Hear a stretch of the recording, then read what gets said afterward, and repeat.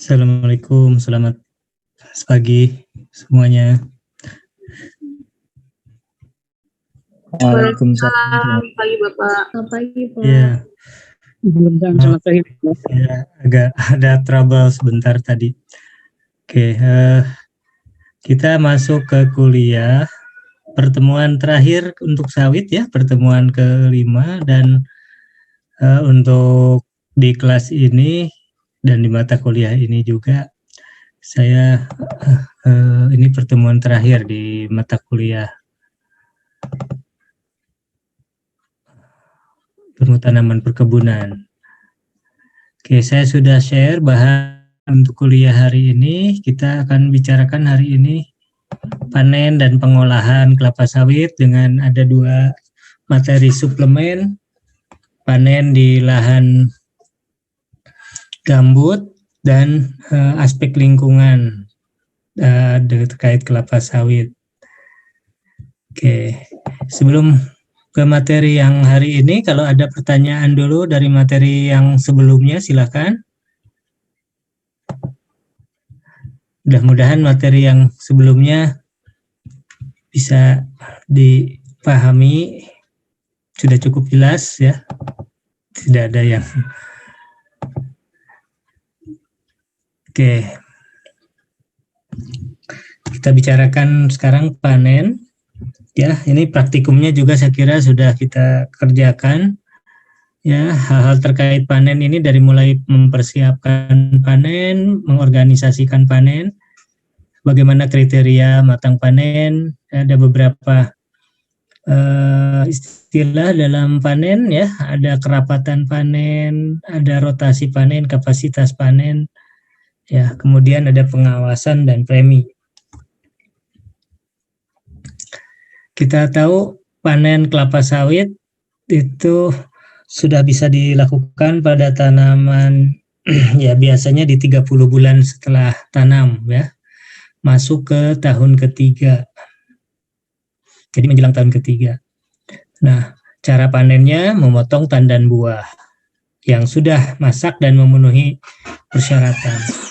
Ya, suatu areal, satu hamparan kebun itu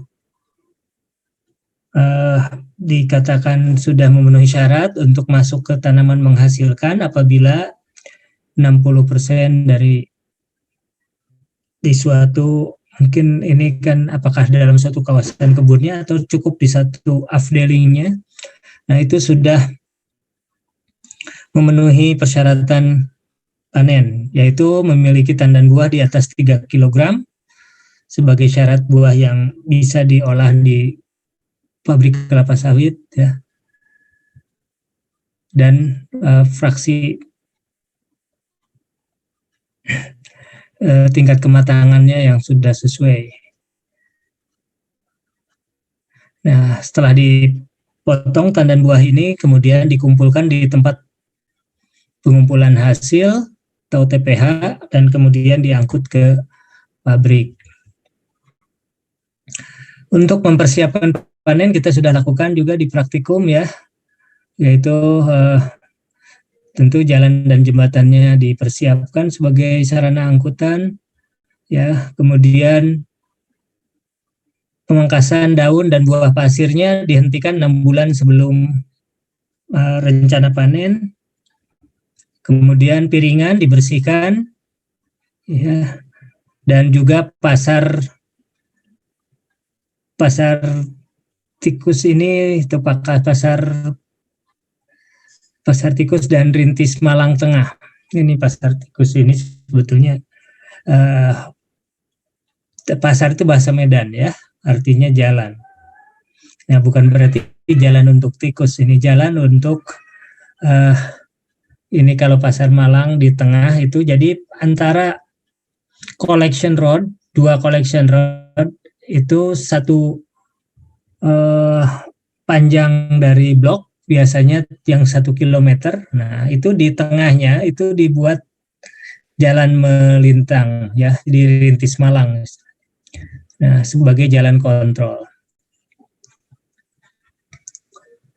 Nah, kemudian pasar tikus atau pasar pikul dibuat kalau ini tiap 2 barisan tanaman 1 pasar pikul, tetapi dibuatnya berselang ya. Nah, jadi kalau barisan tanaman pertama dan kedua nanti dibuat lagi antara tanaman ketiga dan keempat. Antara barisan tanaman kedua dan ketiganya itu menjadi gawangan mati istilahnya untuk tempat penyusunan pelepah. Kemudian pemasangan titian panen ini menghubungkan antara TPH ya dengan jalan koleksi, jalan collection road untuk tempat muat. Karena biasanya antara jalan dengan blok kebun itu ada parit ya. Dan parit ini kadang cukup lebar, jadi perlu dibuat titi panen. Dibuat dengan, kalau dulu masih banyak kayu di area kebun, itu dibuat balok kayu, ya, yang kuat tentu. Tapi sekarang sudah terbatas, apalagi kebun-kebun permajaan. Titi panen ini dibuat khusus dengan cor semen ya, yang juga menggunakan besi-besi behel yang kuat. Kemudian TPH ini dibuat biasanya 1 TPH untuk melayani 3 pasar pikul yang untuk sekitar luasan 2 hektar. Kemudian tangga dan tapak kuda untuk area berbukit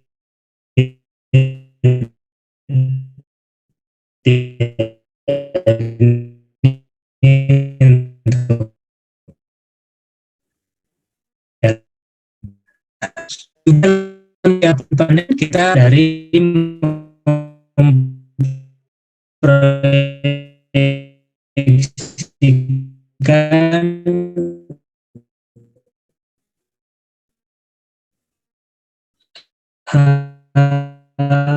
banyak panen buat ya kan panen. Setelah itu kita persiapkan, kemudian kalau tanaman yang sudah TM itu menggunakan egrek yang diberi tangkai. Nah, tangkai egrek kalau di beberapa kebun menggunakan bambu, sekarang banyak menggunakan pipa.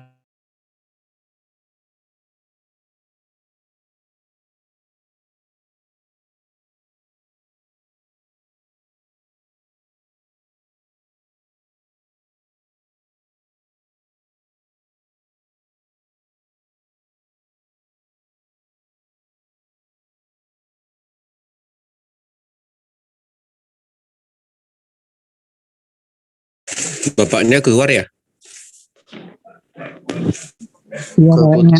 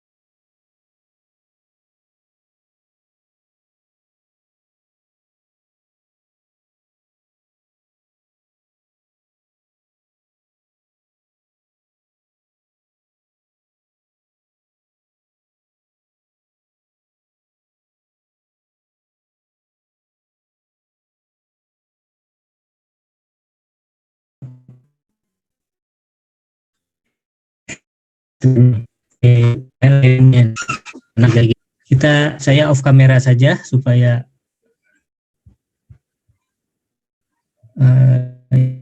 ini.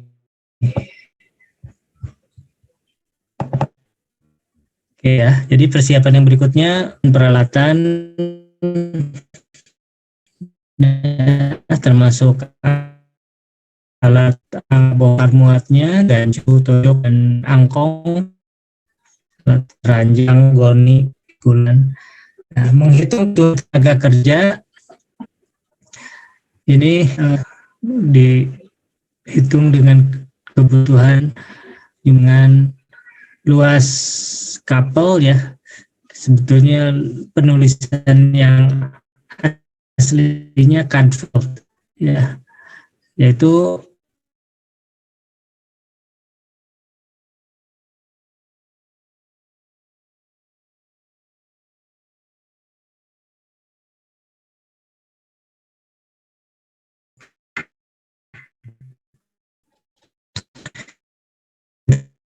kurang baik di rumah ya. Sekarang suara saya masih terdengar? Coba ada yang respon. Terdengar, Pak. Terdengar, Pak. Ya. Oke. Pak. Ya. Ya, jadi kapal luasnya berapa hektar? Biasanya kapal itu dalam satu afdeling ya, misalnya luasnya satu afdeling itu dibagi berapa kadval tergantung pada rotasi panennya. Kalau rotasi panennya 7 hari dan 1 hari libur ya, berarti kadvalnya ada 6 gitu. Nah, jadi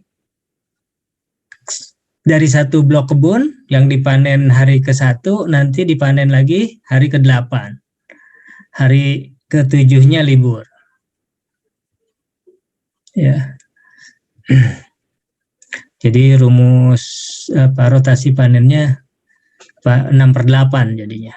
Ada 6 kadval dengan 6/7 ya, 6/7, 6 kadval. Ya. Mohon maaf, screen-nya belum di-share ya. Oke, oh ya. Tadi karena keputus.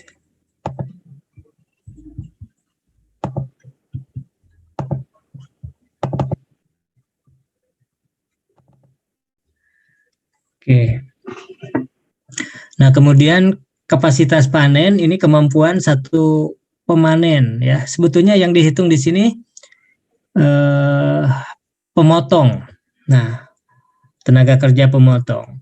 Nah, memang dulu satu tenaga panen itu melakukan aktivitas dari mulai motong, mengumpulkan berondolan ya, memasukkan ke karung dan membawa tandan buah ke tempat pengumpulan hasil. Tapi sekarang beberapa kebun itu membuat regu kecil pemanen. Jadi kalau satu regu panen di bawah satu mandor panen ada 30. Nah, yang 30 orang ini kadang dibagi menjadi 10 grup kecil, 3 orang satunya. 3 orang itu seperti yang kemarin di praktikum ada penulisan kode C1 R2 ya. Yang cutter pemotong. Nah, itu 1 orang dan 2-nya helper. Iya. Yang tugasnya membawa tandan ke TPH dan 1 orang lagi memungut berondolan dan membawa ke TPH. Nah, tapi secara umum cara menghitung ini kalau prestasi itu dianggap prestasi perorangan ya. Jadi kapasitas panen berapa kilogram 1 orang mampu kerjakan di 1 hari kerja. Nah, kadang kapasitas panen ini dalam bentuk bukan kilogramnya tetapi jumlah tandannya. Kemudian kerapatan panen persentase berapa jumlah pohon yang dipanen dari di satu blok kebun ya. Biasanya diamati dulu di blok kebun. Kemudian rata-rata bobot tandan. Ada berapa bobot tandan? Nah, ini berarti kerapatan panen itu perkalian dari jumlah tandannya. Nanti kita peroleh jumlah tandannya akan dipanen berapa, kalikan bobot tandan berapa kilo, dan itu dibagi dengan kapasitas panennya berapa kilo ya. Sehingga satuannya kilogram-kilogramnya dicoret gitu ya. Nanti ketemu orang per hari. Ya. Nah, ini kan jumlah tanaman per hektar populasi ya. Populasi per hektar berapa? Oke, kapasitas panen tergantung kepada kerapatan panen dan keadaan lahannya. Juga jadi kapasitas panen tergantung ke kapasitas itu berapa kemampuan seorang bekerja, itu tergantung kepada kerapatan panennya, berapa banyak pohon yang bisa dipanen ya dari keseluruhan, dan topografi lahan yang bergelombang, yang berbukit itu kemungkinan kebutuhan tenaga kerjanya lebih banyak. Oke. Nah, biasanya satu mandor membawahi 20 sampai bisa sampai 30 ya. Jumlah mandoran per afdeling luasan 1 hektar maksimum 3 mandoran. Kalau ada 3 mandoran berarti ya nanti satu kadvalnya dibagi di 3 mandor itu. Mandor panen menentukan hanca setiap pemanen. Nah, cara membagi hancanya ada hanca giring murni, hanca giring tetap permandoran, dan hanca tetap. Kalau hanca giring murni itu pekerja pemanen itu masuk kebun, panen ya, habis pindah ke tempat yang barisan yang belum ada pemanennya. Setiap kali waktu panen bisa berbeda tempatnya. Kalau hanca giring tetap permandoran, setiap mandoran ini sudah ditentukan area kerjanya. Dan mandor kemudian membagi hanca di antara tenaga kerjanya.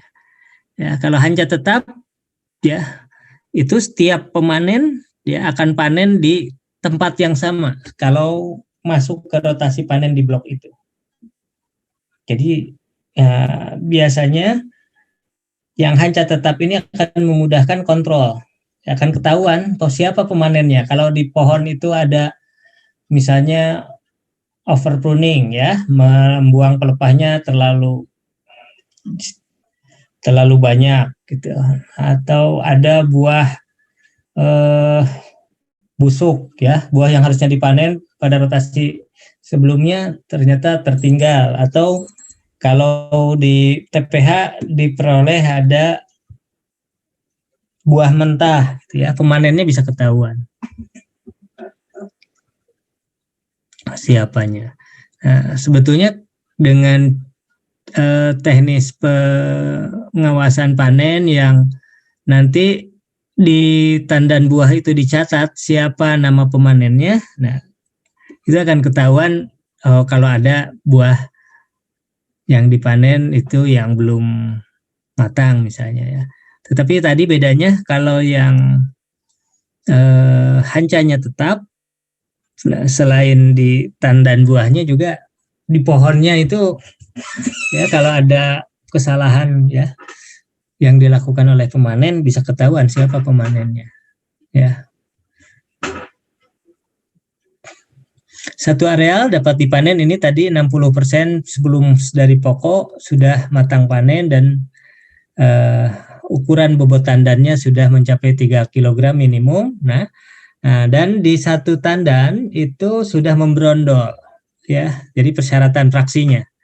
Nah, biasanya 2 brondolan per kilogram buah. Kalau ukuran buahnya 3 kilo, ya sekitar 6 buah sudah membrondol. Kalau ukuran buahnya 5 kilo, ya sekitar 10 buah sudah membrondol.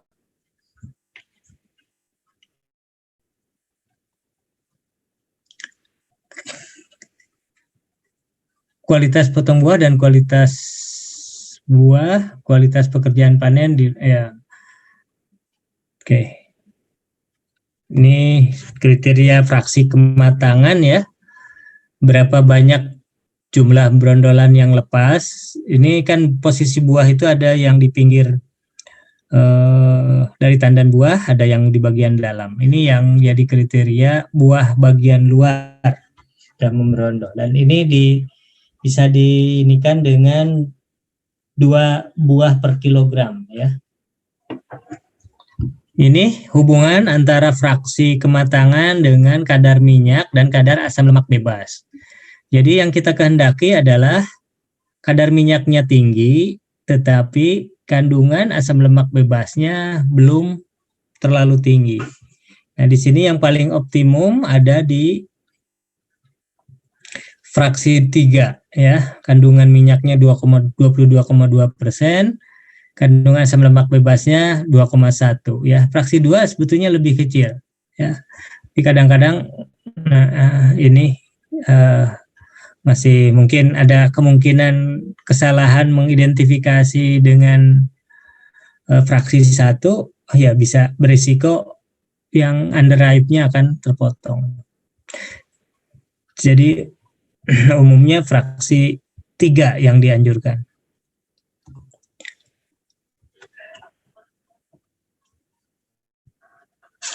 Oke, kerapatan panen ini angka yang menunjukkan perkiraan jumlah pohon yang dapat dipanen dari seluruh pohon yang ada dalam blok, dihitung secara acak dari jumlah pohon tertentu dalam blok. Jadi biasanya mandor panen itu memperkirakan berapa angka kerapatan panen, ya, sebelum pelaksanaan panen, dan melihat pada pohon-pohon contoh. Sebetulnya pohon contohnya udah tahu, ada kadang diberi tanda chat juga. Dari pohon contoh itu, misalnya 1 hektar, 1 blok ada 30 hektar. Nah, 1 blok ada 2-3%, ya, ada 2-3, ya berarti dari 30 hektar sekitar 60-an sampai 100. Nah, mungkin 100 pohon, ya, yang ditandai sebagai pohon, nanti sekian persen. Nah, ini juga disebut taksasi produksi, dan taksasi yang dilakukan untuk angka kerapatan panen itu taksasi untuk hasil panen besok, ya. Jadi taksasi bukan taksasi yang diperkirakan untuk 1 bulan, tetapi taksasi untuk yang akan dipanen besoknya. Pohon yang dapat dipanen dengan kriteria tadi 2 brondolan yang sudah jatuh. Taksasi produksi menyediakan tenaga kerja dan angkutan kebutuhannya. Rotasi panen adalah selang waktu antara 1 panen dengan panen berikutnya dalam 1 kapel. Jadi 1 luasan yang harus diselesaikan dalam 1 hari panen. Itu kembali ke luasan itu lagi kapan. Nah, itu misalnya setiap 7 hari berarti 7. Nah, jumlah kapelnya ada berapa? Nah, misalnya kapelnya ada 3, ini tanaman muda biasanya yang 3 nih. Ya. 3/7. Nah, jadi hanya ada 3 hari panen juga, ya, dalam seminggu. Nah, 3 hari panen, 1 hari panennya di blok 1 kafel, ya, di 1 kafel, nanti kembali lagi ke blok yang sama 7 hari kemudian. Pada waktu buah banyak, jumlah kafel bisa ditingkatkan jadi 4 misalnya, ya. Lebih banyak lagi naik jadi 5, lebih banyak lagi naik jadi 6. 6/7. Nah, kalau sudah lebih banyak dari itu, mungkin nanti jadi apakah 6/8, ya. Kadang-kadang di petani atau di kebun yang kekurangan tenaga kerja, mungkin rotasi panennya dibuat misalnya 7/8 gitu, ya. Nah, tapi kalau 7/8 nanti harus disesuaikan kapan dengan hari liburnya. Jadi yang lebih rotasi dari 7 hari itu harus disesuaikan hari liburnya. 2 sistem panen ada, tadi sebetulnya ada 3, ya. Ada giring penuh, ada sistem hanca, ada hanca tetap per kemandoran, dan hanca tetap per pemanen. Nah, ini secara umum sih 2, giring penuh dan hanca tetap, ya. Hanca luasan yang harus dipanen oleh seorang pemanen dalam sekali panen.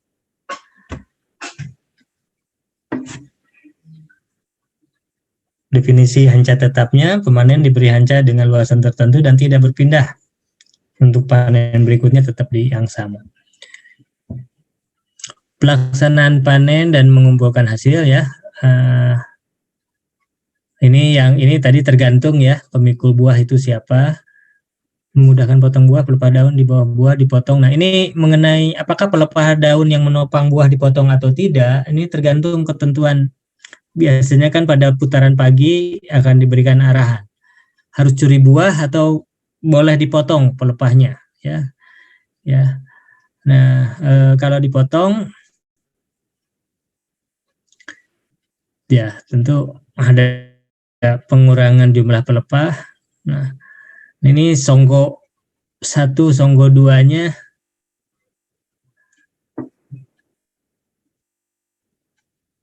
ya, ini sebetulnya kan buah itu ditopang oleh pelepah daun di bawahnya. Nah, itu kadang ada 2 lingkaran, songgo 2.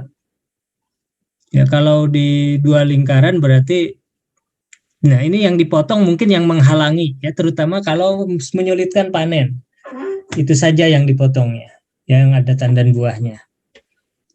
Tapi sedapat mungkin kalau bisa di istilahnya curi buah, memotong tandan buah tanpa membuang pelepahnya. Ya, itu disebut curi buah. Dapat pemanen yang mahir, yang sudah terampil, ya bisa melakukan panen dengan cara curi buah.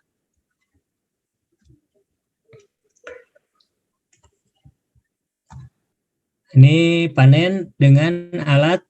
Nah, biasanya kalau masih pendek ini dengan dodos, ya. Kalau ini dengan egrek, ya.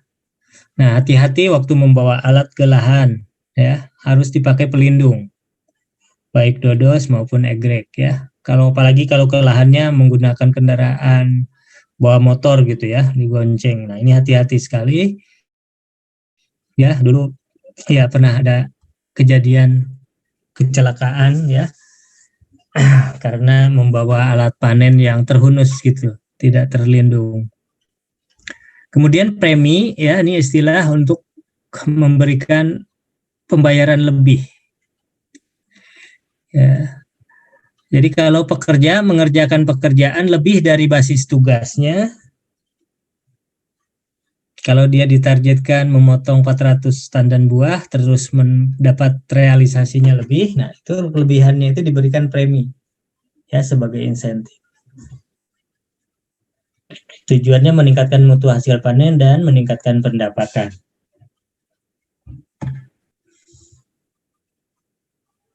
Nah, kegiatan panen harus diawasi, ada beberapa hal yang perlu mendapat perhatian ya, antara lain tandan matang yang tidak dipanen, terpotongnya tandan mentah, pemungutan bondoran yang tidak bersih, terdapatnya tandan buah segar, panenan yang dengan tangkai panjang. Nah, nanti pada waktu tandan buah ini dikumpulkan di TPH ya, biasanya pengangkut tandannya langsung melakukan pemotongan tangkai panjang.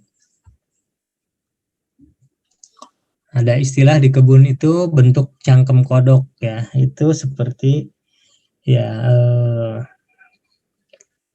ada cekungan ya, nanti digambar di TPH. Kemudian panen sedikit mungkin terkontaminasi tanah ya, dan pemotongan dan pengaturan daun harus disusun di gawangan mati, biasanya dipotong 2, koordinasi yang baik dengan petugas transport. Oke. Ini cukup diringkas ya, mungkin kalau ini kita masuk ke pengolahan hasil. Nanti ada ilustrasi untuk termasuk penghitungan preminya untuk lahan yang lahan pasang surut, lahan gambut ya. Oke. Kita lanjutkan dulu, ini udah jam 11:05. Bagaimana pengolahan hasil ya? Bentuk olahan hasil ya. Olahan hasil primer dari kelapa sawit itu ada crude palm oil CPO dan PKO, palm kernel oil, minyak inti sawit. Jadi minyak sawit dan minyak inti sawit. CPO itu minyak sawit. Ya. Tapi dalam bahasa Inggrisnya CPO, crude palm oil. Nah, ini tahapan alur bagaimana proses ya. Fresh fruit bunch atau tandan buah segar diangkut dari kebun ke pabrik ya, nanti diturunkan di loading ram. Nah, di kebun ada istilah tandan buah itu tidak boleh menginap. Artinya kalau dipanen hari ini, hari itu juga harus buah itu sampai di pabrik, diangkut. Tidak boleh ada buah menginap. Nah, ini termasuk hal yang sangat penting ya. Di kebun tidak boleh terjadi. Nah, mengapa? Akibat yang bisa timbul kalau buah itu menginap ya. Itu terutama akan menurunkan kualitas tandan buah ya, yang terutama adalah meningkatnya asam lemak bebas. Jadi harus cepat dibawa ke pabrik dan hari itu juga diolah. Nah, turun di loading ram, kemudian di sterilisasi ya. Ada masukkan ke tabung, ke silinder, sterilisasi, kemudian di tracer, dipisahkan antara tandan dengan buahnya ya, sehingga menjadi tandan kosong, tankos.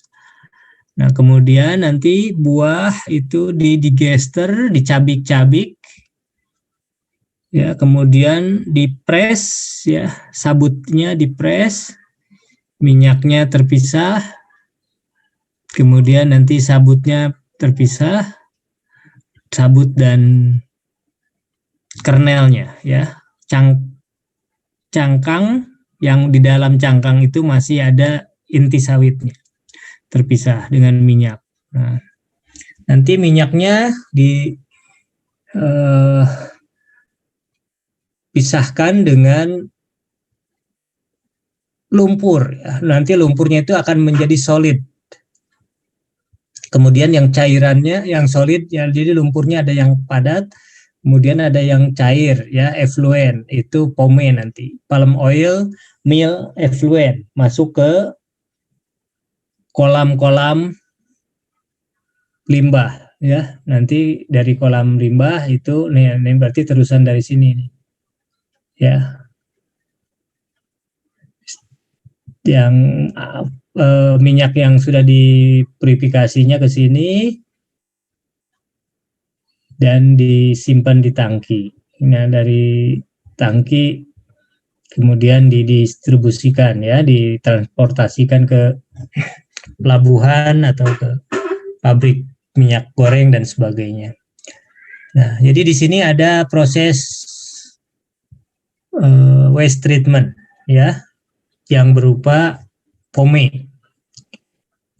Nah, di beberapa perkebunan waste yang berupa pome ini diolah, diberikan bakteri, kemudian metannya ya, gas metannya yang dibentuk itu dipakai untuk jadi sumber pembangkit listrik. Nah, ini sudah dimanfaatkan, dan sebetulnya kalau untuk kebutuhan pabrik pengolahan sendiri cukup dengan membakar sabut-sabut ya, mesokap ini bekas yang dipres. Cukup itu. Kalau kurang ya, kalau kebun ini menghasilkan cangkang ya, batok, nah batoknya sebagian bisa dibakar ya. Tapi sekarang batoknya itu punya nilai ekonomi yang baik untuk dibuat arang aktif, ada juga yang diekspor berupa cangkang. Ya, meskipun saya kira sebaiknya kita manfaatkan dulu supaya punya nilai tambah.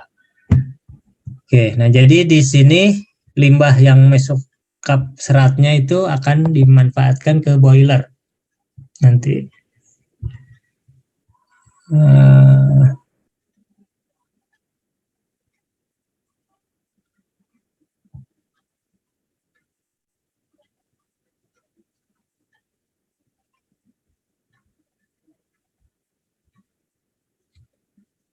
Di sini ya, boiler.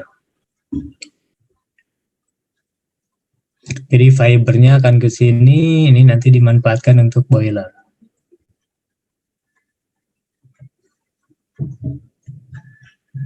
Ada steam turbine. Steam turbinnya nomor 10, karena harusnya nomor 20 bukan nomor 10 ya. Oil purifier yang di sini. Steam turbine nomor 20 nih. Jadi ini menggunakan serat-serat bekas mesokap. Nah, cangkangnya masih belum dimanfaatkan nih. Ya, cangkangnya juga itu kualitas kalorinya sangat tinggi. Oke.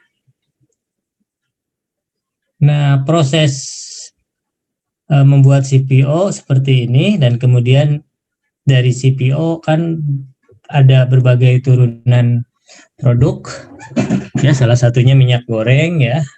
Hanya memang proses membuat minyak goreng ini harus ada evaluasi ya, karena ketika proses pemanasan itu terjadi kerusakan provitamin A. Ya. Jadi kelapa sawit itu sumber karoten yang sangat banyak, beta karotennya itu provitamin A.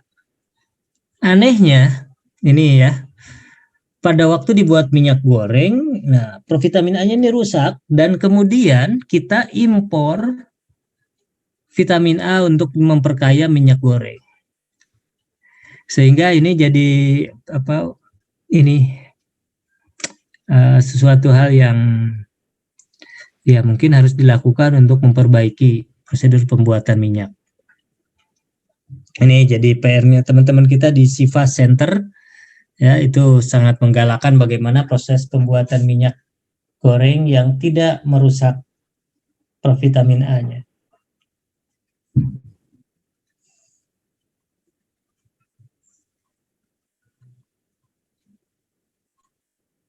Jadi yang disebut pabrik kelapa sawit itu hanya memproduksi CPO dan minyak inti sawit dari TBS.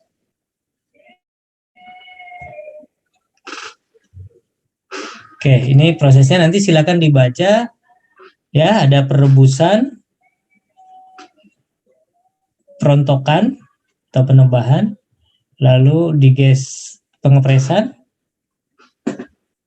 pemurnian minyak, proses pengolahan inti sawit. Nah, ini kalau tadi kernelnya ya menjadi biasanya kalau PKS-nya punya pabrik pengolahan inti sawit atau tidak ya. Kalau tidak punya ya dimasukkan ke karung kemudian dikirim ke pabrik yang punya pengolahan inti. Ya.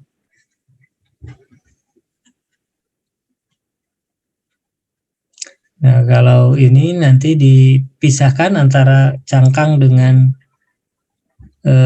intinya, dengan bagian endokapnya. Ya, kemudian nanti ada nutcracker memecahkan cangkang, kemudian dipisahkan dengan dry separator. Nah, kemudian bijinya nanti ya masuk ke kernel dryer untuk diproses berikutnya. Oke, ini neraca bahan dan limbah TBS 100%. Nah, ini dengan ditambahkan air akan nambah jadi berapa ya, 130%, brondolan dan 68% dari yang awal ini. Kemudian nanti minyak itu 56,5%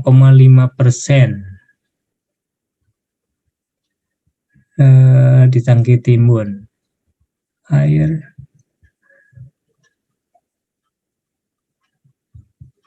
Nah, tentu ini minyak kasar 41%, cangkang 45%.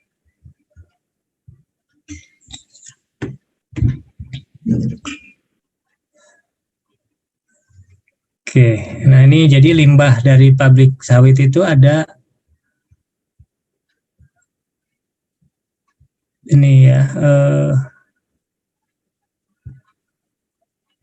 dari sludge ini ya, sludge tang lumpur. Nah ini ada yang padatan, sebetulnya ada yang cairnya ya, yang pome. Yang padatannya itu sekarang dimanfaatkan untuk pakan sapi. Dan itu sapi makan itu tanpa tambahan apapun ya, bisa.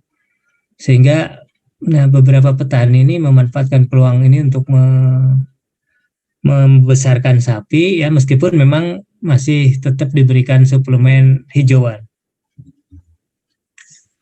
Oke.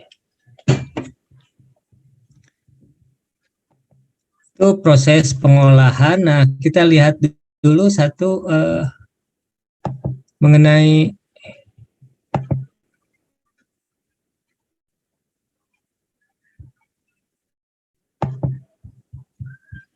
sebentar.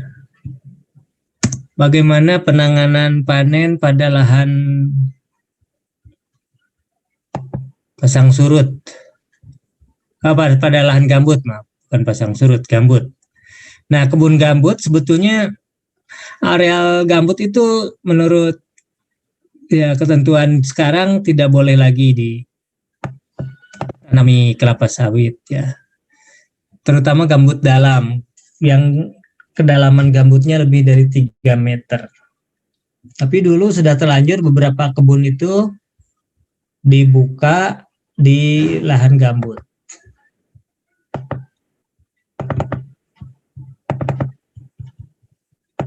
Ini contoh lahan gambut Teluk Bakau Estate di Rokan.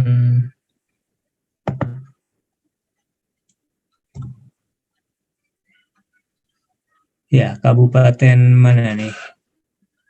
Kabupaten Indragiri ya, Indragiri.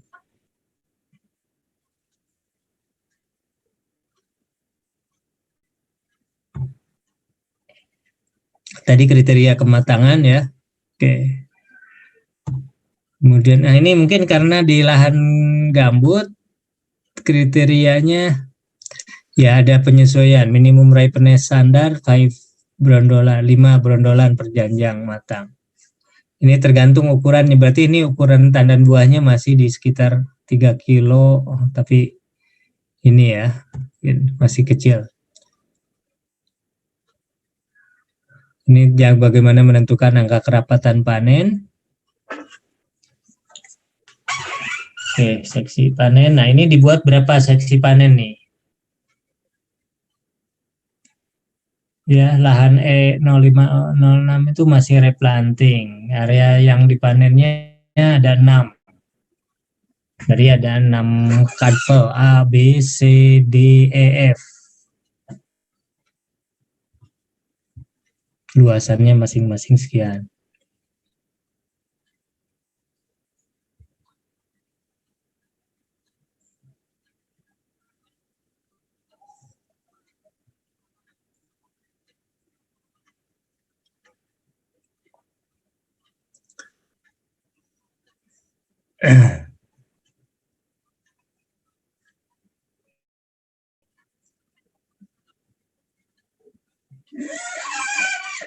Oke, nanti dibaca. Nah, ini yang khas di lahan gambut ada kalau di lahan mineral jalan itu ada collection road ya, ada main road. Nah, kalau di lahan gambut main roadnya jadi kanal utama, jadi alat transportnya dengan alat transport air. Ada kanal kolektor, kanal cabang ya. Skemanya seperti ini. Kalau ini kanal utama, kanal kolektor. Nah, antara kanal utama dengan kanal kolektor ada kanal cabang.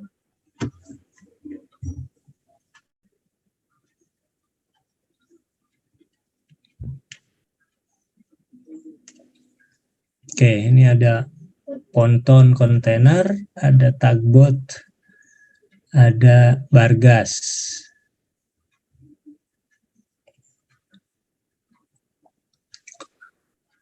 Nah, ini bargas. Satu bargas itu tenaganya dengan mesin 15 PK kira-kira.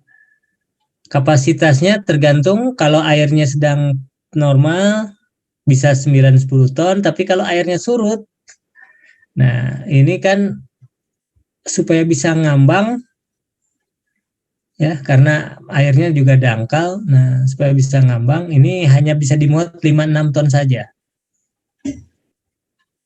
Ya, jadi kita harus lihat nih, sedang air penuh atau airnya surut di sini. Kebutuhan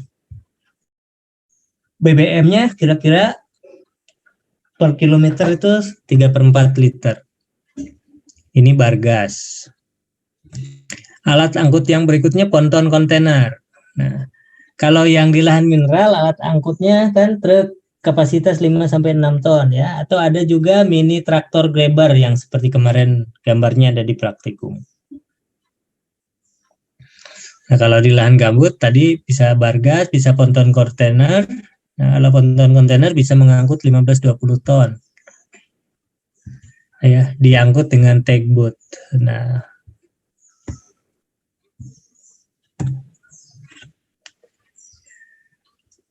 spesifikasi tugboatnya ini.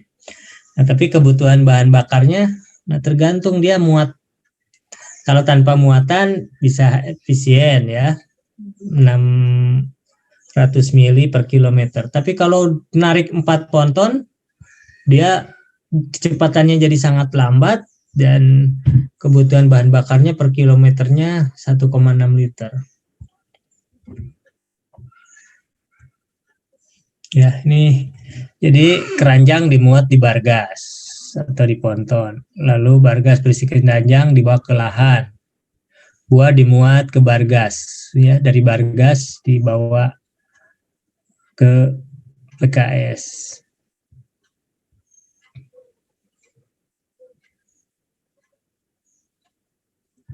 Nah, ini di buah nyampe di PKS ya, diturunkan. Nah, ini kalau ini penarikan oleh tugboat ya, ponton kontainer, ini ada 3 ponton. 3 ponton diangkut, dibawa oleh 1 kontainer. Kecepatannya sangat lambat.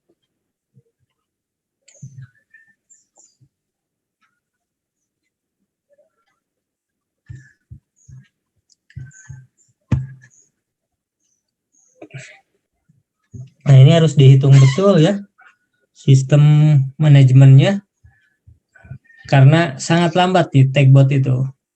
Satu tripnya bisa kalau berangkat jam 1 nyampe di pabrik jam 3, jam 4 sore.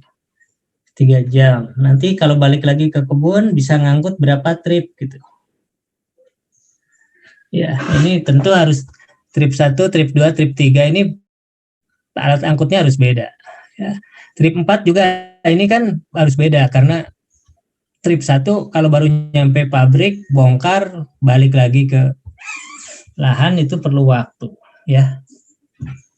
Ini contoh menghitung perencanaan panen ya, menghitung jumlah pemanen, nanti silakan dipelajari.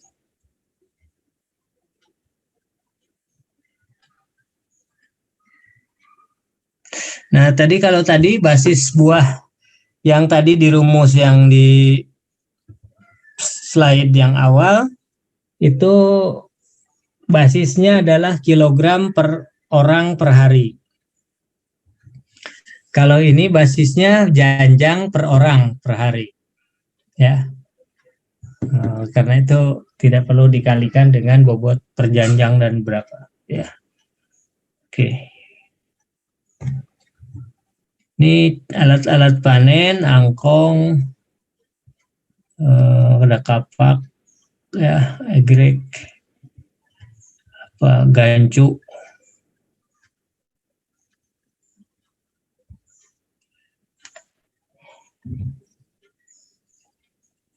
Karung untuk muat ya.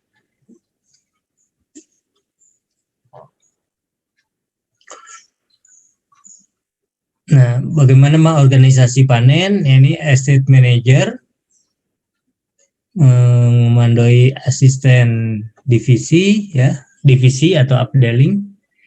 Kemudian manajer divisi membawahi mandor 1, kemudian membawahi mandor panen. Kadang para mandor ini dikoordinasi di bawah mandor 1.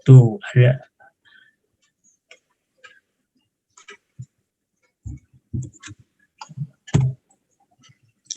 ini aktivitas kan kemarin sudah disampaikan ya, bagaimana antrian pagi ini putaran pagi. Nah, kalau dulu berdiri ini sekarang bisa ya dibuat tempat duduk gitu kan. Alat dan bahan disiapkan, karyawan berangkat ke lahan, potong pelepah dan sebagainya, potong buah dan pelepah. Egreknya bisa dipanjang. Jadi kalau pakai pipa ini bisa panjang pendekan ya. Jadi mudah untuk diangkut ke lahan.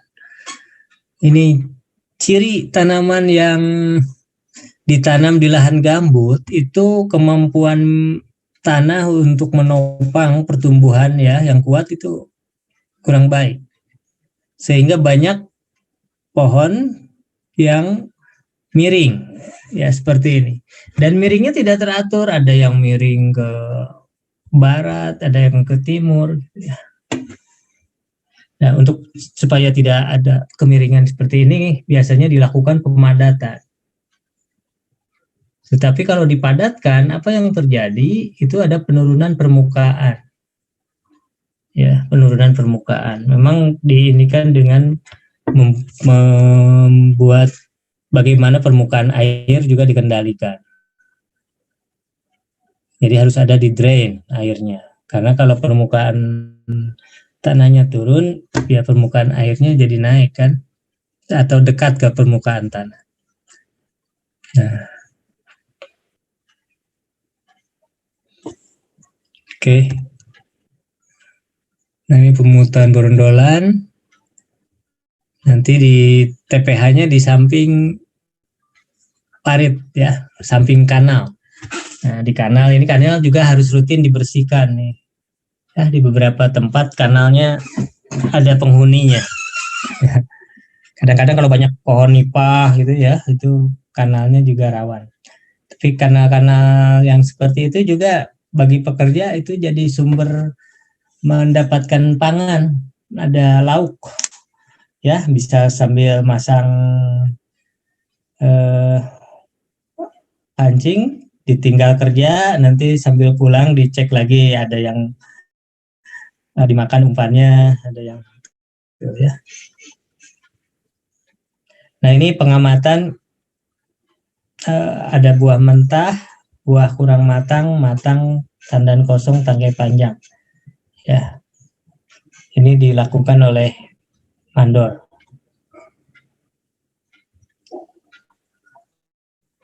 Nah, ini satu kemandoran yang diperiksa. Ada buah yang ini unharvesting bunch, yang buah yang mentah, yang dipanen. Ada lost fruit, tandan buah yang tidak dibawa, tercecer. Ya, sehingga losisnya ada berapa. Nah, ini bagaimana menghitung alat angkut. Satu bargas isinya 6 ton ya. Ada 3 keranjang, masing-masing isi 2 ton.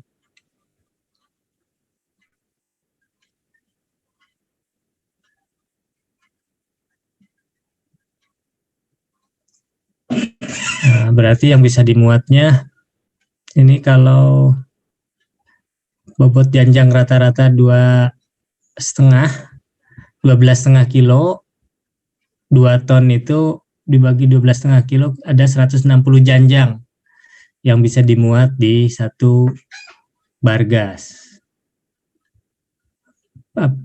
Di satu keranjang ya. Di satu keranjang. Jadi kalau 3 keranjang ada 480 janjang.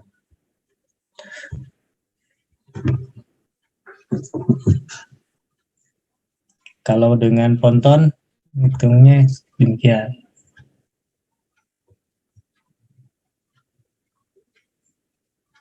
Nah, cara ngitung kebutuhan alat angkut baik dengan bargas maupun dengan kontainer berapa. Sini bagaimana sistem premi kemarin yang di praktikum dicontohkan di kebun Sinarmas, preminya basis tugasnya 4.500 kg, lebih dari itu diberikan premi yang 500 kg pertama, 1.000 kg berikutnya gitu ya. Nah, ini pembagian preminya ya, aturan pembuatan preminya tergantung bobot janjangnya berapa kilo, basis kilogramnya disesuaikan ya. Kemudian khusus hari Jumat diturunkan basisnya ya, karena waktu kerjanya ya. Siap borongnya per ini janjang bukan satu kali janjang 13.000, siap borong 2 kali janjang 26.000, lebih borong 279, lebih borong rupiah per kilogram 200.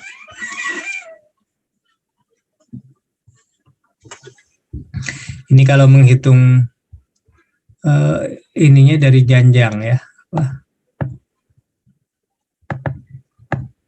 insentif preminya. Jadi menghitung premi tiap kebun berbeda-beda caranya. Yang kemarin di Sinarmas, ini di kebun ini, ya, di yang gambut ini.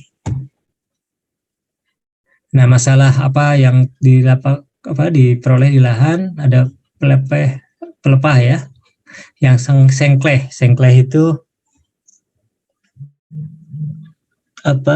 terkulai,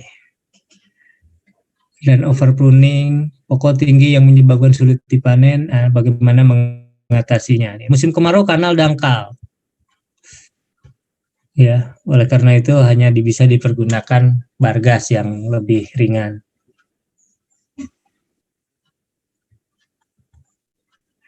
Oke, ini kanal harus dibersihkan ya, jangan banyak, kadang-kadang banyak eceng gondok ya, dan sebagainya. Ini harus dibersihkan.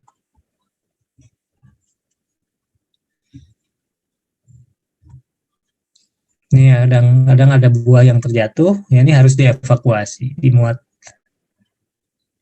Oke, ini contoh bagaimana menghandle panen di lahan gambut ya, yang transportasinya melalui air. Ada pertanyaan dulu sampai sini?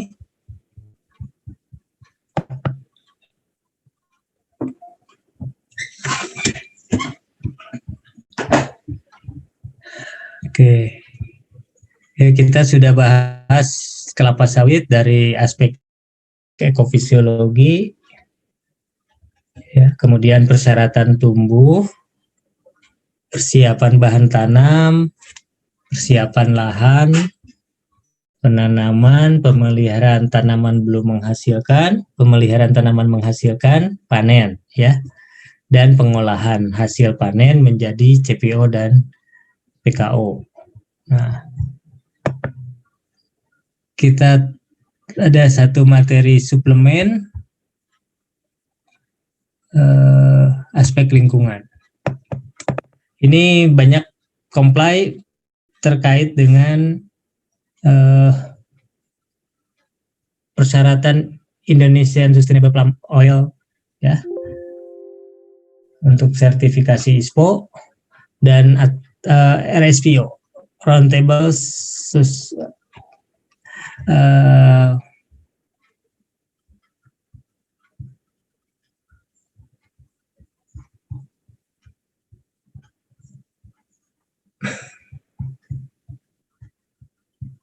ya, Roundtable Standard on Palm Oil, RSPO. Oke, ini belum saya share screen. Bentar. Oke, ada pertanyaan dulu.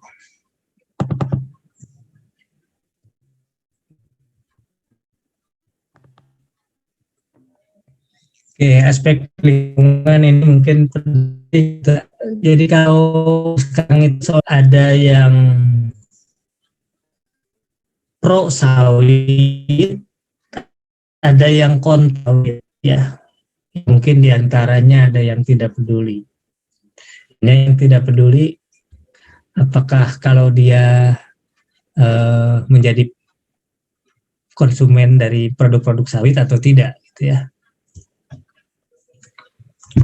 Nah, masalah dari pro dan kontra ini umumnya dikaitkan dengan aspek-aspek lingkungan, bahwa kelapa sawit itu termasuk kontributor yang merusak lingkungan, ya, dan salah satunya adalah deforestasi yang menyebabkan kehilangan banyak areal hutan. Nah, kenyataannya dari penelitian Ikraf, Indonesia itu sebetulnya sebelum sawit berkembang sudah banyak hutan yang rusak, ya, karena dieksploitasi menjadi HPH, ya, dipanen, dan seharusnya setelah dipanen, setelah ditebang itu ditanam ulang, ada proses reboisasi. Dan dulu ada kewajiban perusahaan-perusahaan HPH itu menyetorkan dana reboisasi. Dan dana reboisasi itu dipakai untuk menghijaukan kembali. Tapi kenyataannya banyak areal yang bekas HPH yang kemudian reboisasinya tidak berjalan baik. Nah, sehingga jadi area terlantar. Nah, jadi area kebun-kebun sawit yang awal-awal dibangun itu tahun 90-an, banyak yang dibangun di area bukaan baru, ya, dari lahan hutan, tapi juga banyak yang dikembangkan di areal ex-HPH. Nah, kalau itu yang terjadi, sebetulnya sawit itu membuat vegetasi kembali hijau, ya, setelah terbuka. Hutan dibuka jadi HPH, kayunya habis, jadi lahan terbuka, nah kemudian dimanfaatkan untuk jadi kebun sawit. Oke, ya, ini bagaimana pentingnya sawit. Ya, isu lingkungan hidup, meningkatnya deforestasi dan degradasi lahan gambut terutama, ya. Jadi lahan gambut itu kalau dibuka jadi lahan pertanian, ya, yang diisukan adalah peningkatan emisi gas metan, ya, yang berkontribusi pada rumah kaca pemanasan global. Kemudian menurunnya konservasi dan biodiversitas, ya, keragaman hayati. Sehingga dalam kriteria ISPO RSP itu salah satunya adalah perlindungan pada high conservation value. Jadi harusnya areal itu sebelum dibuka jadi area perkebunan sawit dievaluasi dulu. Di situ ada biodiversitas apa yang punya nilai tinggi, karena langka atau karena punya nilai ekonomi tinggi, gitu ya. Nah, itu harus dilakukan konservasi. Mungkin ada di area tertentu dikonservasi, dikeluarkan dari area yang akan dibuka, ya. Atau dilakukan konservasi, ya, dikoleksi di suatu tempat, gitu ya. Nah, dan ini semuanya, isu lingkungan ini menentukan keberlanjutan dan daya saing, ya, sustainability. Oke, nah, ini beberapa isu terkait dengan sawit yang sekarang peneliti itu ada peneliti atau ya, yang kadang bukan peneliti, ya, tapi aktivis, ya, aktivis lingkungan biasanya. Ya, ada yang peneliti, ada yang aktivis lingkungan. Nah, yang kontra sawit, mereka menganggap tadi ada deforestasi, kemudian penurunan kualitas lahan, ya, degradasi, kemudian penurunan keragaman hayati, ya. Nah, tapi juga menyoroti beberapa isu. Salah satunya adalah mengenai rosot karbon, ya. Jadi kebun sawit itu dianggap jauh lebih kecil kemampuannya untuk menyimpan karbon, ya. Tapi ternyata menurut penelitian ini, kalau hutan itu hanya mengabsorpsi CO2 melalui proses fotosintesis hanya 42,4 ton per hektar per tahun. Sawit bisa 64,5 ton. Mengapa? Karena sawit kan, ya fotosintesisnya mungkin jadi lebih efisien. Ya, kebutuhan CO-nya tinggi, ya. Tapi ini juga harus diimbangi dengan kebutuhan air yang tinggi dan kebutuhan hara, nutrisi yang lain, ya, NPK dan sebagainya yang juga tinggi. Tapi kalau dikatakan sawit itu lebih rendah kemampuan menyerap CO2-nya, nah ternyata kebun sawit kemampuan menyerap CO2-nya lebih besar. Kemudian yang kedua, oksigen yang dihasilkan kalau dari hutan itu 7,1 ton per hektar per tahun, dari kebun sawit per hektar per tahunnya bisa 18 ton. Lebih banyak oksigen dihasilkan. Kemudian konservasi energi, efisiensi 1 gram per megajoule, 1,7 gram per megajoule per hektar per tahun. Ya, lebih tinggi daripada hutan.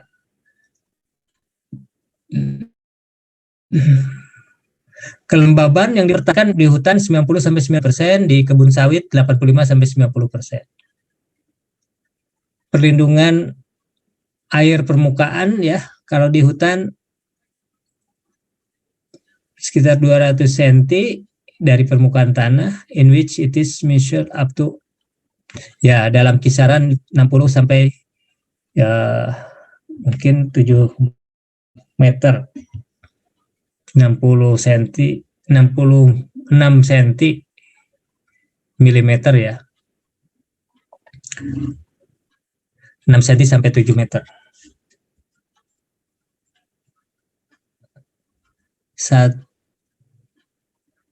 Bukan, 1 meter itu 1000 milimeter, ya.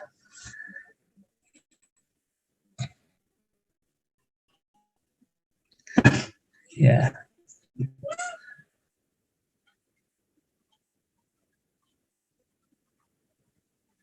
Kalau di groundwater reserve mencapai 200 cm. Jadi lebih banyak air yang di reserve.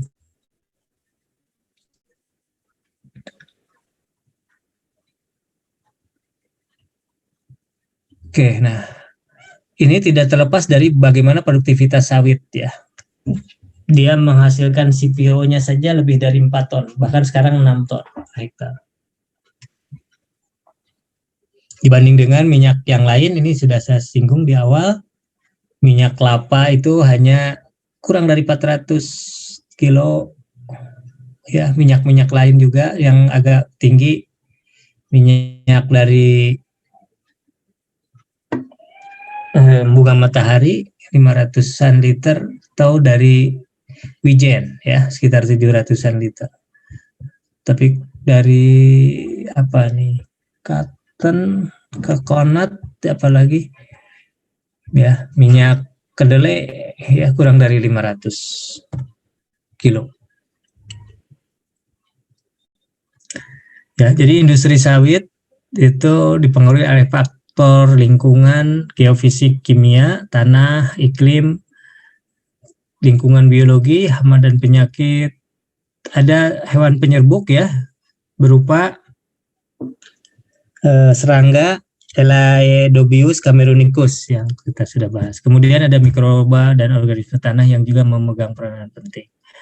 Aspek yang lain yang non teknis, ada sosial budaya, adat istiadat, budaya masyarakat, dan lingkungan sosial ekonomi. Pengaruhnya pada income dan kesempatan kerja sebagainya. Ya, nah pengaruh itu ada yang positif, ada yang negatif. Kapan terjadinya pengaruh itu bisa praoperasional maupun setelah beroperasinya perkebunan. Pengaruh negatif, pengaruh positifnya juga, ya pada kondisi praoperasional dan pada kondisi setelah operasional.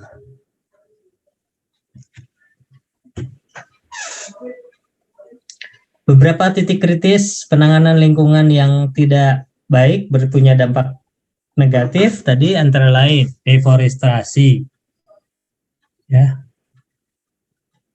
yang membuka lahan hutan dan cara pembukaan lahannya yang tidak ramah lingkungan.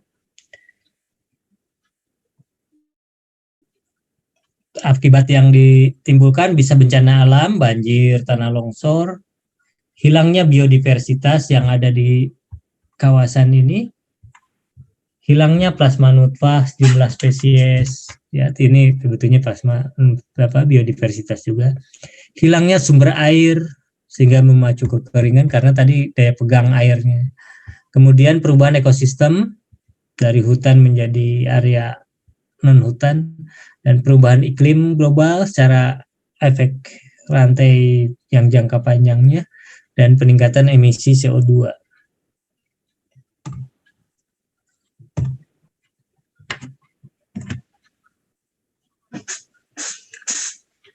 Nah, waktu pembukaan lahan juga kalau menggunakan alat-alat berat, nah ada dampak pemadatan tanah, ya mungkin sebagian sumber resapan hilang, pemadatan tanah, kemudian lapisan tanah topsoilnya yang subur jadi rusak, ya, dan adanya erosi. Persoalan lingkungan untuk sosialnya, hilangnya budaya masyarakat di sekitar hutan. Ada masyarakat peramu ya yang ada interaksi dengan hutan.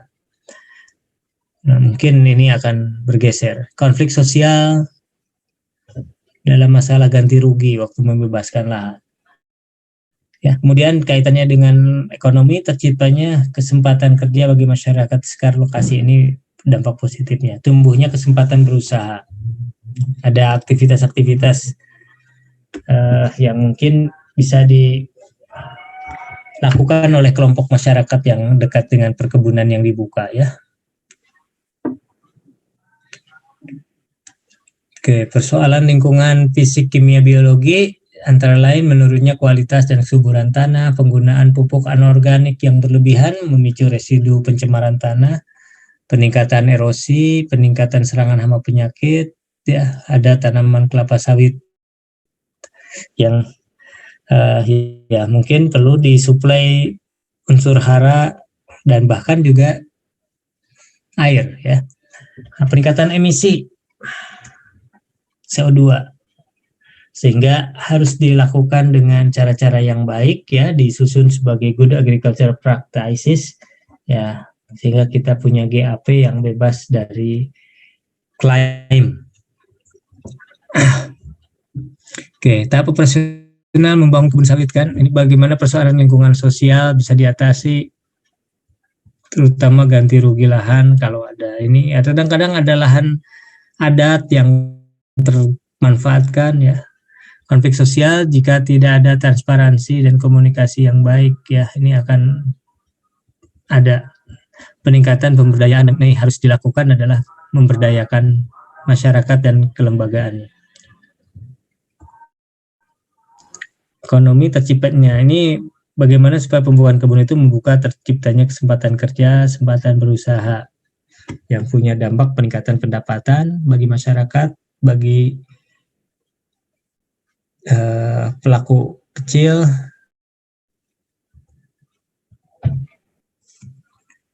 bagaimana emisi CO2 dan strateginya yang dilakukan, ya. Ya, kita harus membuka lahan dengan kaidah konservasi, kemudian dibuat saluran-saluran drainase kalau lahannya tergenang, dan lahan gambut, ya, harus dipertahankan mukaannya sesuai dengan ketentuan, tidak lebih dalam dari 60 cm. Sebetulnya 40 cm yang diminta oleh Kementerian Kehutanan. Tapi kita melihat yang optimum itu di 60 cm. Jadi tata air harus terencana dengan baik. pedoman perkebunan sawit berkelanjutan. Jadi Permentan nomor 19 ini mengatur ISPO yang tujuannya meningkatkan kesadaran tentang pentingnya memproduksi minyak sawit secara lestari dan mempercepat produksinya, meningkatkan daya saing minyak sawit di pasar dunia, mendukung komitmen untuk mengurangi gas rumah kaca, mendukung unilateral komitmen di Copenhagen dan program based on Letter of Intent Indonesia dengan Norwegia tahun 2010. Ada 7 prinsip di ISPO ya, dari mulai sistem perizinan dan manajemen perkebunan, penerapan pedoman teknis budidaya dan pengolahan, pengelolaan dan pemantauan lingkungan, tanggung jawab pada pekerja, tanggung jawab perusahaan pada individu dan komunitas, pemberdayaan kegiatan ekonomi masyarakat, dan komitmen terhadap perbaikan ekonomi tersebut. Kalau dilihat 7 prinsip betul-betul teknis, operasionalnya hanya nomor 2. Yang lainnya banyak isu-isu yang berkaitan di luar teknis, sistem perizinan dan manajemen, ya, tanggung jawab pada pekerja, jaminan sosial dan sebagainya. Nah, ini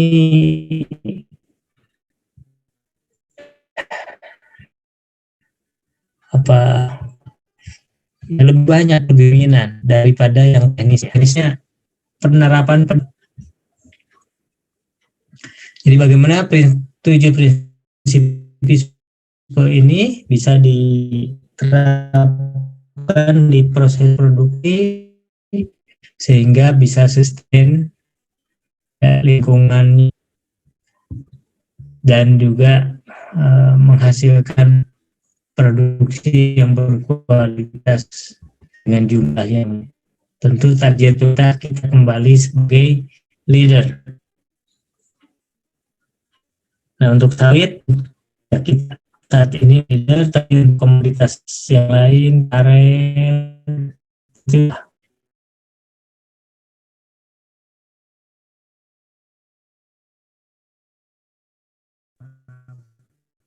ke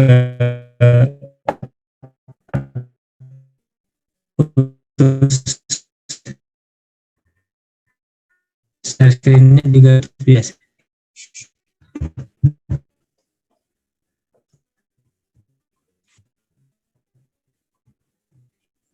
Nah, implikasi mencegah kebakaran lahan ya dengan tidak membuka lahan dengan cara bakar. Kemudian value di situ ada endanger spesies ini masuk apa gitu ya. Kemudian melakukan pemupukan khususnya penggunaan pupuk dan pemanfaatan limbah. Jadi mungkin tinggi dimanfaatkan oleh tanaman sehingga dari pabrik sawit ya baiknya dikembalikan ke lahan.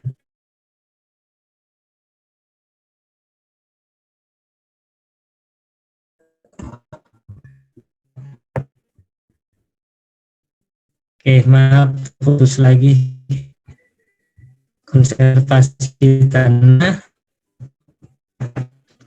ya juga membutuhkan SDC, pengembangan teknologi termasuk air hujan, membuat embung, tampungan dan sebagainya, melakukan pengendalian hama dan penyakit, dan termasuk ini ketentuan yang harus diikuti sekarang adalah 100 meter dari badan air ya dari sungai tidak boleh ditanami sawit.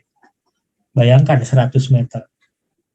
Melakukan pengendalian hama dan penyakit secara terpadu, biologis lebih diprioritaskan daripada chemis. Meningkatkan penyerapan karbon melalui pengelolaan tutupan lahan secara lebih maksimal. Jadi tutupan lahannya dimaksimumkan.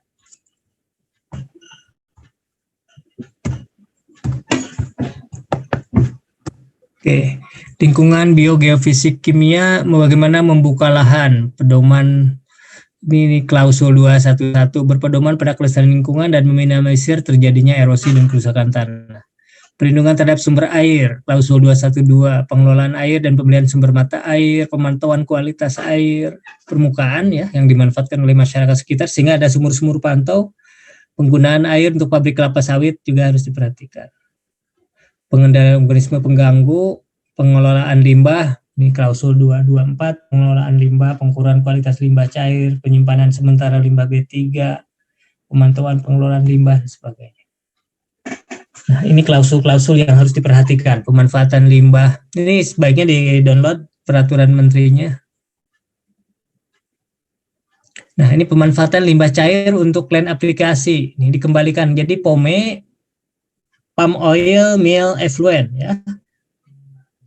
Berupa lumpur-lumpur itu dari sisa pengolahan itu dikembalikan ke lahan dan itu menjadi kontributor hara.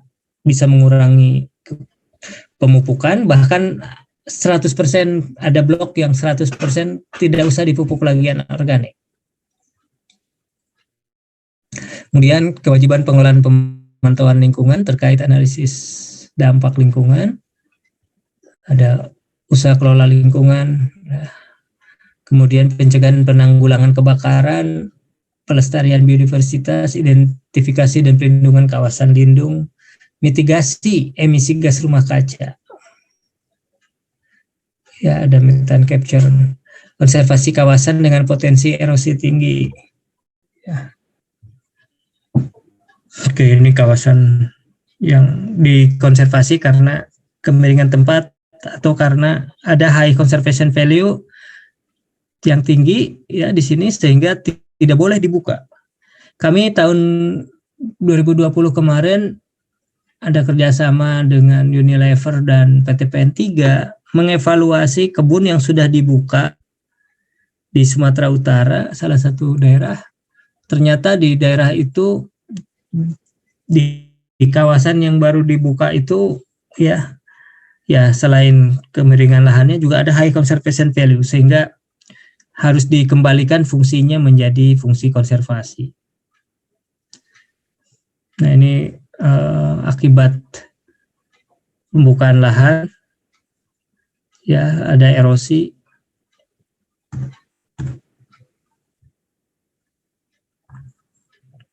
Ini kebun sawit yang terhampar.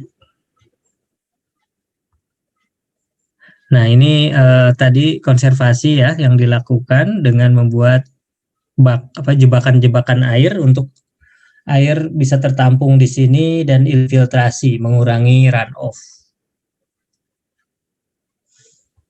Ya, ini kalau ini parit continue ya, juga sama tujuannya mengurangi air runoff ya. Jadi bisa terserap banyak infiltrasi ke sini dan diisi bahan organik juga.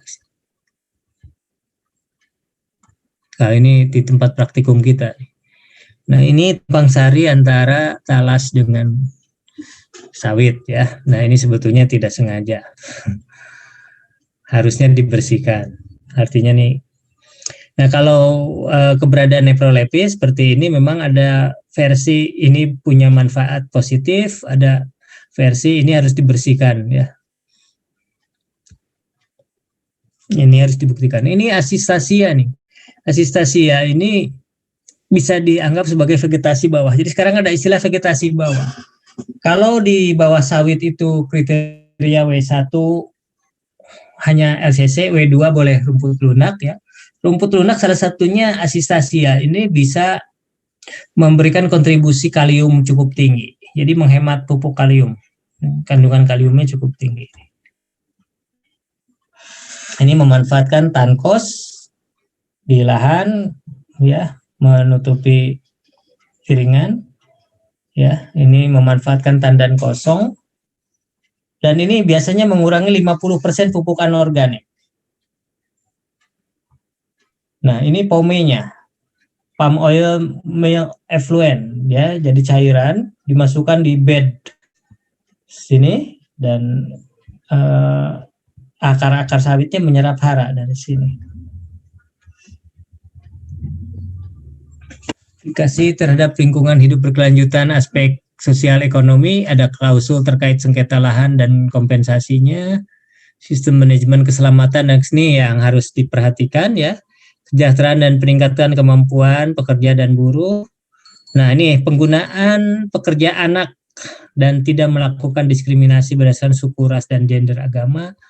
Ini terutama pekerja anak. Jadi anak-anak kecil itu yang belum dewasa, meskipun misalnya niatnya mau membantu orang tua, memungutkan brondolan misalnya. Dulu tim brondolan itu kalau pemanennya bapaknya, istrinya mengumpulkan brondolan, nanti dibantu oleh anaknya pulang dari sekolah gitu.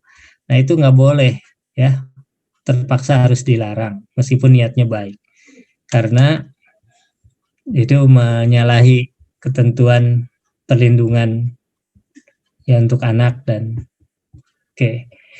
pemberdayaan kegiatan ekonomi masyarakat harus dilakukan. Makanya beberapa aktivitas itu ditawarkan ke masyarakat, misalnya memperbaiki saluran air, jalan dan sebagainya bisa disubkonkan ke masyarakat ya kegiatannya. Pengembangan usaha lokal, lingkungan sosial budaya, komitmen tanggung jawab sosial dan lingkungan ke masyarakat, pemberdayaan masyarakat adat dan penduduk asli juga dilakukan.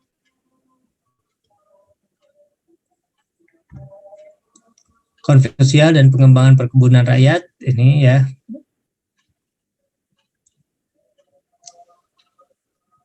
Ini dulu ada Impres 10 tahun 2011 tentang moratorium. Ini masyarakat yang ada di sekitar kebun sedapat mungkin harus dilibatkan, ya. Tetapi memang ini tidak mudah karena kadang kultur masyarakatnya yang tidak terbiasa bekerja tertib, ya, jam 7 sampai jam, ya ini mungkin jadi kendala sehingga banyak perkebunan sawit juga yang masih mendatangkan tenaga kerja dari luar areal sehingga masyarakat sekitarnya ya kurang jadi bisa terlibat.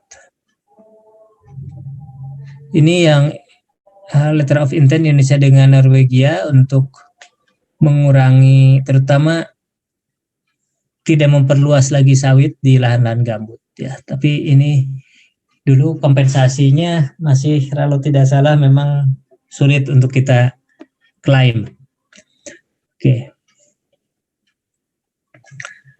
Nah, sekarang isu lingkungan ini ya sudah ada solusinya dengan sertifikasi RSPO ISPO. Ada lagi isu lain ya terkait MCPO, kandungan senyawa yang dianggap akan membahayakan kesehatan.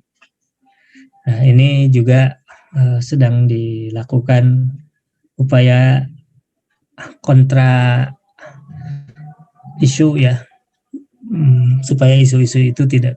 Jadi sekarang banyak isu ban untuk sawit, jadi no oil palm action gitu ya. Ada supermarket yang nempel no oil palm product itu di beberapa, di Australia, di Eropa.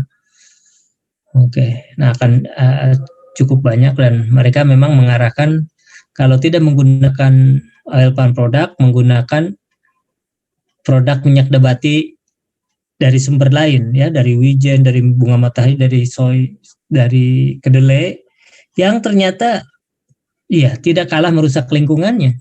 Mengapa? Ya kalau sawit tanamannya tanaman tahunan ya.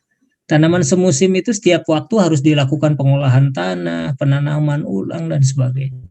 Itu energinya jadi pemborosan luar biasa, lebih boros daripada sistem perusahaan tanaman perkebunan. Kemudian ya emisi ininya metan dan sebagainya dari tanaman semusim pasti lebih tinggi. Klaim yang berikutnya asam lemak bebas ya dan sebagainya. Nah ini ada itunya juga, ada kontra isunya juga ya. Ada buku mitos versus fakta mengenai kelapa sawit. Oke. Sudah 12.05. Ada pertanyaan, Adek?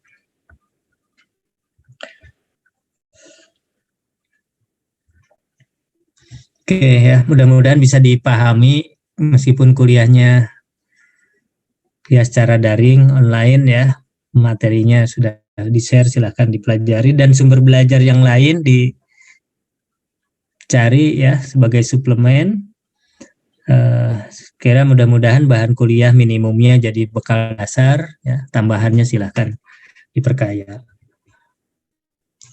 Oke, mudah-mudahan 5 kali pertemuan mengenai sawit dengan saya bisa ya ada manfaatnya untuk semuanya yang mengikuti ya, dan kita berharap nih para mahasiswa yang mengikuti kuliah ini nanti menjadi insan-insan yang secara objektif gitu menyuarakan ya, bukan berarti harus pro sawit. Kalau ada hal yang harus kita perbaiki dari sistem pengolahan sawit yang sekarang, kita jangan sungkan menyuarakan untuk melakukan perbaikan-perbaikan ya. Tapi kita juga harus objektif bahwa di samping hal-hal yang masih harus kita lakukan perbaikan, banyak nilai-nilai positif dari pengusahaan sawit ya. Nilai positif dan daya saing dari sawit yang secara objektif itu lebih baik dibandingkan dengan komoditas alternatif minyak nabati yang lain. Tuh. Ya. Nah, memang salah satu hal yang mungkin perlu kita lakukan pembenahan ya. Sebetulnya siapa yang diuntungkan dengan kelapa sawit ya? Mungkin konsumen oke, termasuk karena dapat sumber minyak yang lebih murah, lebih tersedia dengan mudah dan sebagainya ya. Termasuk kedepannya sebagai alternatif biodiesel ya. Klaim dari beberapa pihak ada biodiesel B100 gitu. Dulu program pemerintahnya 30 sebetulnya, biodiesel 30% saja untuk mengurangi ketergantungan pada minyak bumi. Ya, itu beberapa dampak positif yang harus kita inikan. Ya, kontribusinya pada produk domestik bruto sangat besar ya, lebih dari 320 triliun per tahun.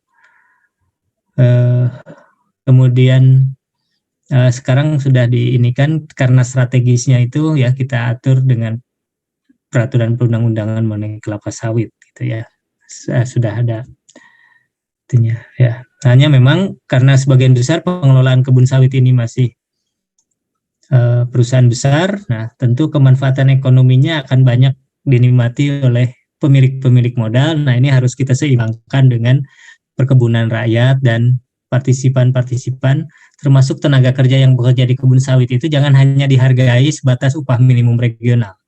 Harusnya mereka juga menikmati dari margin usaha sawit ya. Kalau ada keuntungan sawit itu ya harusnya sebagian kembali ke masyarakat pekerjanya dan masyarakat di lingkungan kebunnya.